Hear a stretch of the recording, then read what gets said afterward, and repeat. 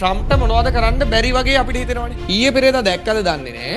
වෙනිසියුලාවේ සිද්ධ වෙලා තියෙන අර්බුදය. මේක ත්‍රාසය, භීතිය, කුතුහලය දනවන කාරණයක්. වෙනිසියුලාවට ගිහිල්ලා එයාලගේ රටේ ජනාධිපති සහ ජනාධිපති ආර්යාව උස්සගෙන ඉනවා. නිකන් ඔයා හිතන්න මෙහෙම වුණා කියලා. අපේ රටට ඇවිල්ලා අපේ රටේ ජනාධිපතිවරයා මිස්ටර් අනුර කුමාර දිසානායක සහ එයාගේ භාර්යාව අපි ලොකුවට දැකලා නැහැ. එයා දෙන්නම අරගෙන යනවා. අපිට මොනවද හිතෙන්නේ? නෑ ඔයා හොඳයි කියලා කියන්න පුළුවන්. ඔයා නරකයි කියලා ඔයාගේ පක්ෂපාතීත්වය මත රටේ මිනිස්සු දෙගිඩියාවක. පිරිසක් දුකින් ඉන්නවා අපේ ස්වාධීන රාජ්‍යයට ඇමරිකාව විසින් බලපෑම් කරනවා. තව පාර්ශවයක් කියනවා නෑ නෑ වෙනිසුලාවේ ඒ කරපු දේ හරි ඇමරිකාව. ඒකට හේතුව වෙනිසුලාව පාලනය කරපු ඔය නිකලස් මදුරෝ කියන පුද්ගලයා අන්ත දූෂිත පුද්ගලයෙක් නිසා ඒ කරපු දේ හොඳයි දැන්වත් වෙනිසුලාවේ මිනිස්සුන්ට සහනයක් ලැබෙයි කියලා. ජර්මන් ආර්ථිකයේ මිනිස්සුන්ට කන්න අඳින්න බැරුව ආර්ථිකයේ අතිශය අර්බුදකාරී තත්වයකට ගෙනිච්ච ඔය අත්උද්‍ය. ඕකම ළමයි ඔය නිකලස් මදුරෝගේ අන්ත දූෂිත පාලනයත් එක්ක 2017 දී වෙනිසුලාවේ ඇති. ගෙදරට පාන් රාත්තලක් අරගෙන එන්න